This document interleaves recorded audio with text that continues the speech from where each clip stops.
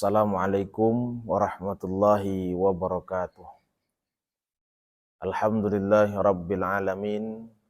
Wahdahu wassalatu wassalamu ala man ba'athallahu rahmatan lil alamin. Sayyidina Muhammad wa ala alihi wa sahbihi rasulillahi ajma'in. Sahabat Quran Asy-Syafi'iyah dimanapun Anda berada, tetaplah senantiasa kita bersyukur kepada Allah atas rangkaian nikmat yang telah Allah karuniakan kepada kita. Mudah-mudahan dengan nikmat-nikmat tersebut semakin bertambah taat dan takwa kita kepadanya. Salawat dengan salam tak lupa kita hadiahkan kepada baginda Rasulullah sallallahu alaihi wasallam. Allahumma salli wa sallim wa barik alaih.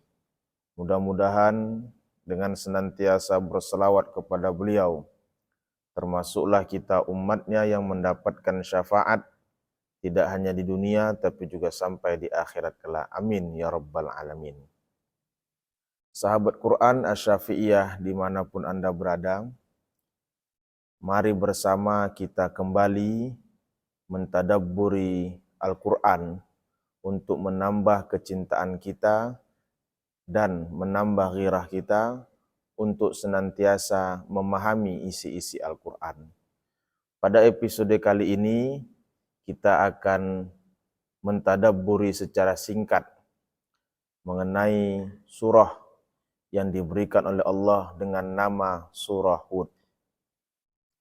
Sebagaimana yang kita ketahui, Nabi Hud alaihissalam termasuk Nabi yang diutus oleh Allah Subhanahu wa Ta'ala ke dunia ini untuk menyampaikan risalah dari Allah Subhanahu wa Ta'ala. Tetapi yang perlu kita pahami dan kita kaji, apa sebenarnya alasan mengapa Allah Subhanahu wa Ta'ala memberikan nama surah ini dengan surah Hud. Padahal kalau kita cermati dengan seksama, pada surah ini lebih kurang Allah Subhanahu wa Ta'ala bercerita tentang 7 para nabi Allah Subhanahu wa Ta'ala. Di mana pada surah Hud ini Allah juga bercerita tentang bagaimana Lut, bagaimana Nabi Musa, bagaimana Nabi Isa, bagaimana Nabi Ibrahim, bagaimana Nabi Syuaib, bagaimana Nabi Saleh. Lebih kurang ada 7 nabi yang diungkapkan oleh Allah Subhanahu wa Ta'ala bagaimana kisah-kisah mereka di dalam Al-Quran. Tetapi sebagaimana yang kita ketahui bahwa Nabi Hud alaihissalam ini diutus oleh Allah Subhanahu wa Ta'ala dengan kaumnya yang diberi nama dengan Ad atau kaum Ad. Kaum Ad ini adalah bisa dikatakan makhluk yang diciptakan Allah dengan ras yang terkuat. Karena tidak ada makhluk lain yang diciptakan oleh Allah selain kaum Ad yang memiliki kekuatan yang sangat luar biasa. Maka kalau kita cermati mengapa surah ini diberi nama dengan Hud, maka bisa dapat kita simpulkan bahwa mukjizat yang ada pada Nabi Hud ini tidak sama dengan mukjizat-mukjizat Nabi yang lain. Kalau kita bercerita tentang Rasulullah, kita sudah mengerti apa mukjizat Rasul. Bahkan Nabi Musa, Nabi Ibrahim, nabi-nabi yang lain, cukup dengan jelas dan gamblang kita ketahui bagaimana mukjizat-mukjizat mereka. Tetapi kalau kita bercerita tentang Nabi Hud, tidak ada secara eksplisit yang menceritakan tentang mukjizat Nabi Hud alaihissalam. Akan tetapi kalau kita lihat di dalam surah ini, tepatnya di ayat 56, Allah Subhanahu wa Ta'ala menceritakan tentang bagaimana Nabi Hud alaihissalam bertawakal kepada Allah Subhanahu wa Ta'ala. Bahkan Nabi Hud berkata, "Fakiduni jami'an summa la tunzirun.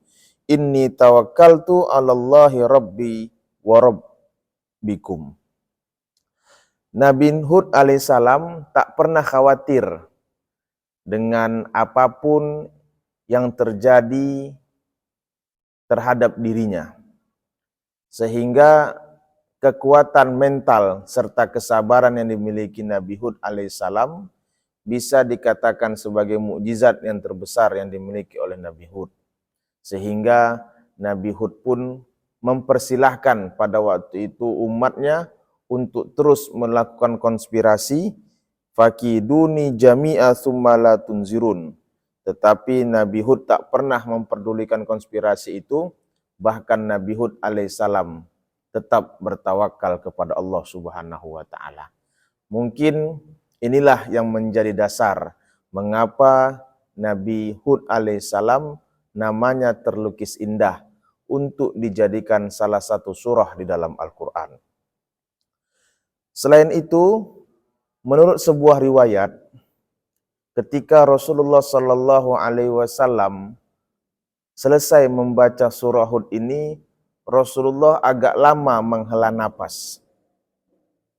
Kemudian sahabat bertanya, "Hal syibta ya Rasulullah? Apakah engkau lelah ya Rasulullah?"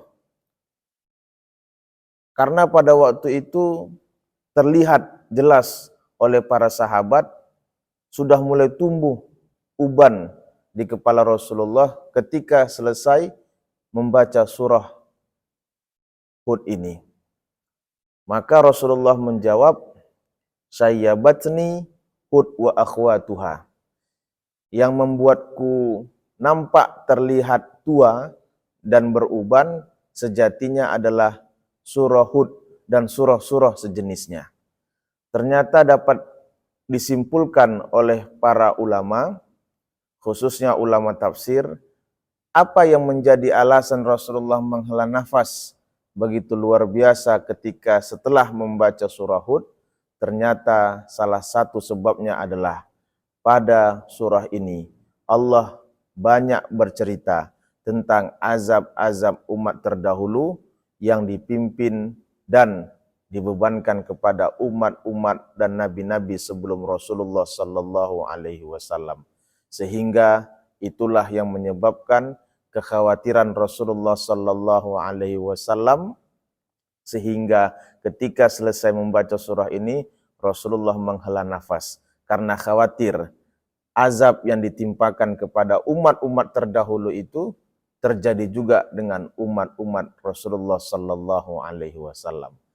Dan menurut riwayat yang lain, mengapa Rasulullah Sallallahu Alaihi Wasallam menghela nafas setelah membaca surah Hud ini? Salah satu hal yang menyebabkan itu ialah bahwa dalam surah ini ada perintah istiqomah. Summastaqim bima umirta. Istiqomalah dengan apa yang kami perintahkan untukmu wahai Muhammad. Inilah yang menyebabkan kekhawatiran Rasulullah Sallallahu Alaihi Wasallam mengenai keistiqomahan kehidupan kita di hadapan Allah Subhanahu Wa Taala.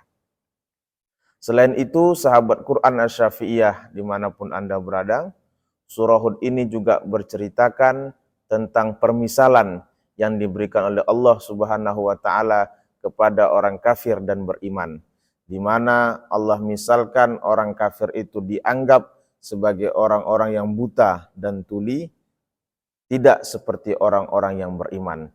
Karena salah satu faktor untuk mendengarkan hidayah itu adalah dengan cara melihat dan mendengar. Kalaulah Allah sudah misalkan orang-orang kafir sebagai orang yang buta dan tuli, maka bisa dipastikan orang-orang tersebut adalah orang-orang yang senantiasa sesat di hadapan Allah Subhanahu wa Ta'ala. Hadirin sahabat Quran Asy-Syafi'iyah dimanapun Anda berada, inilah secara singkat tadabbur surah Hud dan mengapa surah ini diberikan nama dengan surah Hud, dan sungguh banyak kisah-kisah yang termaktub jelas, lebih kurang 7 nabi di dalam surah ini untuk menjadi sebagai landasan Rasulullah Sallallahu Alaihi Wasallam tetap semangat atas dakwah yang dikerjakan oleh Rasulullah Sallallahu Alaihi Wasallam.